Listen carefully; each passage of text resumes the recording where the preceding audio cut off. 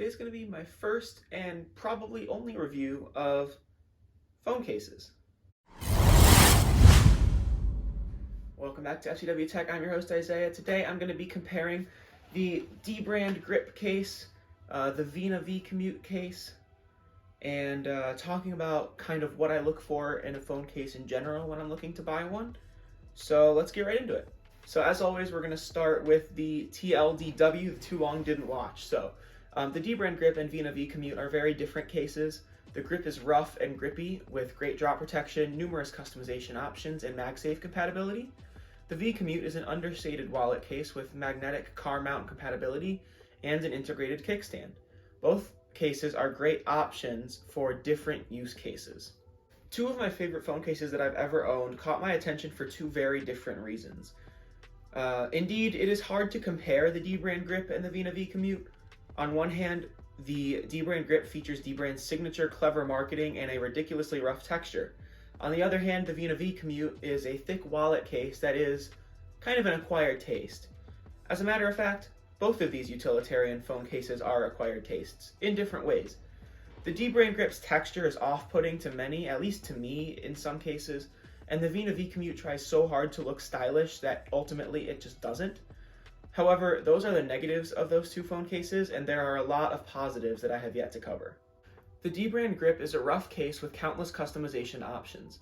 At $45 or $55 for certain customization options, it is available on phones from Apple, Samsung, Google, and OnePlus, the newest generations, including the current gen iPhone 14, Samsung S23 Ultra, Google Pixel 7, and OnePlus 10 Pro. I know the OnePlus 11 is out. I don't think the 11 Pro is though, so still current gen. The case is MagSafe compatible, and it features crisp buttons as advertised. The grip is undeniably sexy looking, with sleek grip strips lining the sides and 38 design options for the back of the case. It offers a tight fit around my iPhone 13, giving me confidence that it won't fall off. However, it is still easy to remove the case from the phone.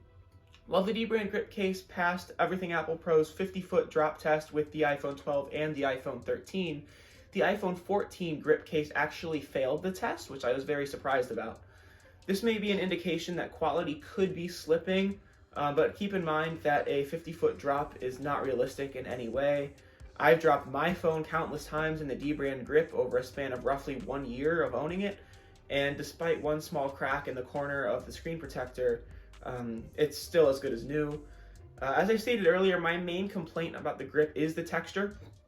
It becomes bearable after extended use, but it is generally uncomfortable. It's kind of hard to describe till you actually feel it, but it is quite uncomfortable, at least before you get used to it. There are other grippy materials out there that I feel would work just as well and feel less harsh. I wish Dbrand would sell another phone case with the same features, but maybe without the rough material. I imagine it would still sell pretty well thanks to the various customization options. But overall, again, the grip is a very good case. At $40 on Amazon, the Vena vCommute is a lesser known case. I picked it up because I wanted a wallet case that doesn't appear to be a wallet case at first glance. I was sold on the vCommute because its leather folio looks like your everyday kickstand, which it is, but it also hides a card holder inside. This is important for me because I don't want to carry my wallet around everywhere, I don't want to carry on my actual wallet everywhere, but I also don't want people in public knowing that I have money in my phone case. So when I'm a lifeguard, just a quick anecdote, I have to put my phone often on the guard table when I have to go push to go watch the pool. And when I put my phone on that table, I don't want people to know that there's money in it because, I work with great people, but, you never know who might come over, and if they see money on the table, they might just take it. So I really appreciate how the wallet inside that case is understated and kind of hidden. It makes it less likely that someone's going to steal my phone. The case can hold 3 credit cards and a little bit of cash, and the magnets in the kickstand keep the cards secure in their slot, which is also very important. Additionally, these same magnets make the case compatible with magnetic accessories such as car mounts. Of course, this case is not MagSafe compatible due to its increased depth. The product listing for the vCommute claims that it, quote, works with wireless charging, end quote, but this claim is stupid. Wireless charging only works with the flap open and no cards inside, so it essentially just doesn't work at all.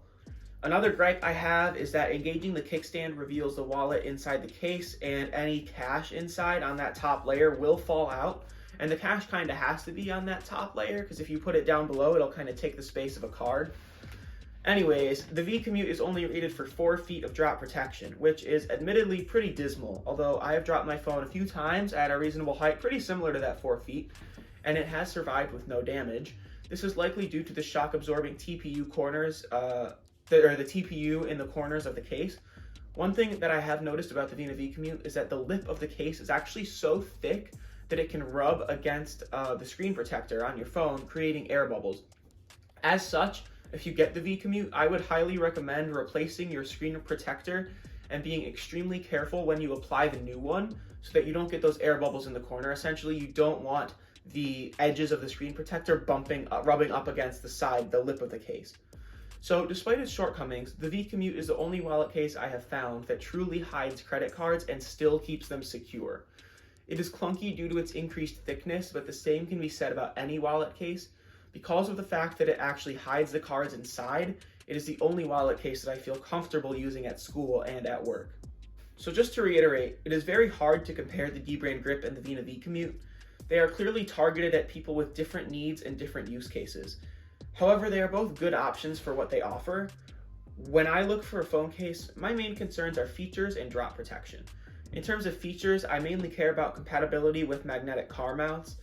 I don't charge my phone with MagSafe, and I found that MagSafe magnets actually aren't as strong as they should be, in my opinion. That's why I like the vCommute with its own magnets inside, and why I installed a Scosche magnet on the back of my grip case. I'm also a big fan of kickstands that are integrated into the profile of the case, since it improves my YouTube viewing experience drastically, actually. The vCommute has both of these features, while the grip does not. I had to install a kickstand and a magnetic mount on the back of my grip case, which makes the phone hard to rest on its back because it's not flat anymore, and it kind of ruins the understated look inherent in the grip case, at least the matte black version that I have. However, the grip has innovative design and customization features in its own right, and I can still recommend it if you don't mind the extremely harsh texture. And if you don't need a kickstand and the MagSafe magnets work fine with your car mount, the grip may not have the same problems for you as it does for me. So it's, as always, it is a matter of personal preference. I'm just trying to give you guys my experience and the background information that you need to make an informed buying decision when you're looking for a phone case. The phone case market is highly saturated and it can be difficult to navigate. As such, many people simply walk into a local Best Buy or an Apple store and purchase a cheap case that fits their phone. Unless they're in an Apple store, then it's an expensive case that fits their phone. But if you have an Android phone, there are generally fewer case options overall, especially when you don't have a Samsung. As a rule, I think it's good to be informed about the market before you make a purchase. Before you buy your next phone case, be sure to think about what features would benefit you and search for cases that meet your specific needs online, where there are more options than there are in stores. If you're looking for case recommendations specific to your needs, I'd be happy to help you out. So please comment down below with suggestions for me to improve my videos, or comment down below and ask me what case you should buy, because I've done research on a lot of cases and I'd be happy to recommend you any cases. So that'll be it for the video, guys. I hope you enjoyed the comparison between the Dbrand Grip and the Vena vCommute phone cases. Let me know if you want me to do more phone case content in the future. I wasn't really considering it because it's not really the kind of tech that I usually look at. But if you guys want it, I'll give it to you. So yeah, let me know what you think. I hope you enjoyed the video.